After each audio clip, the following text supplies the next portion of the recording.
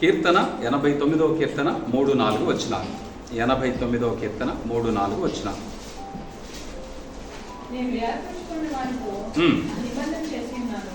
నిత్యము ఈ సంతానము స్థిరపరచుదును. తరతరములకు ఈ సింహాసనమును స్థాపించదనని చెప్పి నా సేవకుడైన దావీదుతో ప్రమాణము చేసి ఉన్నా. చాలు. నేను ఏర్పరచుకున్న వానితో నిబంధన చేసి ఉన్నాను. హల్లెలూయా.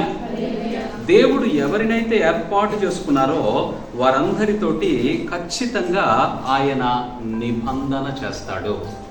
అది పాత నిబంధన కానివ్వండి, క్రొత్త నిబంధన కానివ్వండి, తాను ఏర్పరచుకున్నటువంటి వారితోటి దేవుడు చేశాడు. పాత నిబంధనలో దేవుడు ఎవరిని ఏర్పాటు చేసుకున్నాడు? ఇజ్రాయేలీల ప్రజలను ఏర్పాటు చేసుకున్నాడు. క్రొత్త నిబంధన గ్రంథంలో దేవుడు ఎవరిని ఏర్పాటు చేసుకున్నాడు?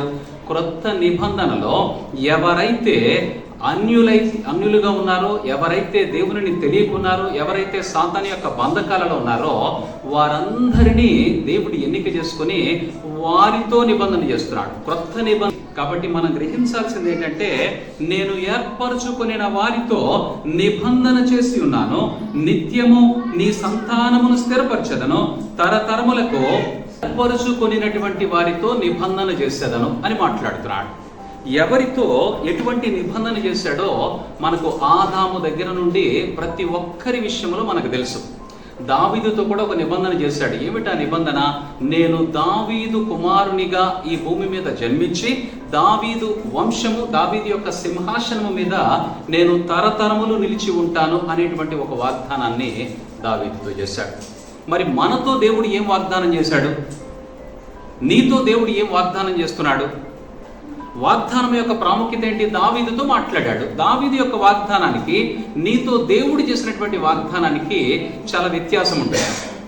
దావీదు దేవునిని ప్రేమించాడు కాబట్టి దేవుడు దావీదుతోటి ఏమని కమిట్మెంట్ ఇస్తున్నాడు, ఏమని నిబంధన చేస్తున్నాడంటే, నేను నీ సంతానముగా భూమి మీద పుట్టడానికి, నేను దావీదు కుమారుడిని పిలువబడటానికి ఆశపడుతున్నాను, కాబట్టి నేను నీ సంతానముగా భూమి మీద జన్మిస్తాను అని వాగ్దానం చేశాడు. మరి మన విషయంలో దేవుడు ఏ వాగ్దానం చేస్తున్నాడు? ప్రతి ఒక్కరికి దేవుడు తప్పనిసరిగా వాగ్దానం ఇచ్చి తీరాలి. If you are a Christian, you have a covenant with your God. నీవు క్రైస్తవుడు అయితే, క్రైస్తవరాలివైతే నీతో ఒక వాగ్దానము ఖచ్చితంగా ఉండాలి. దేవుడు నాకు ఒక వాగ్దానము చేశాడు. ఏమిటా వాగ్దానము? నీ హృదయాన్ని నువ్వు మార్చుకుంటే నీ హృదయాన్ని నేను మందిరముగా మారుస్తాను అని వాగ్దానము చేశాడు. మరి నీకు ఇచ్చినటువంటి వాగ్దానం ఏంటి? ఆ వాగ్దానమును బట్టే నేను దేవునిలో నేటి దినము వరకు నిలిచి ఉన్నా. దేవుడు వాగ్దానము చేయకుండా నువ్వు దేవునితో నిలిచి ఉంటే నీవు ఎప్పుడైనా దేవునిని ఖచ్చితంగా నిర్లక్ష్యము చేస్తావు. దేవుడంటే అశ్రద్ధ, దేవుడంటే విడిచిపెట్టిపోతూ ఉంటావు. నీకు లోకం ఎక్కువైపోతుంది, నీకున్నటువంటి బంధువులు ఎక్కువైపోతారు, నీకున్నటువంటి పనులు ఎక్కువైపోతాయి.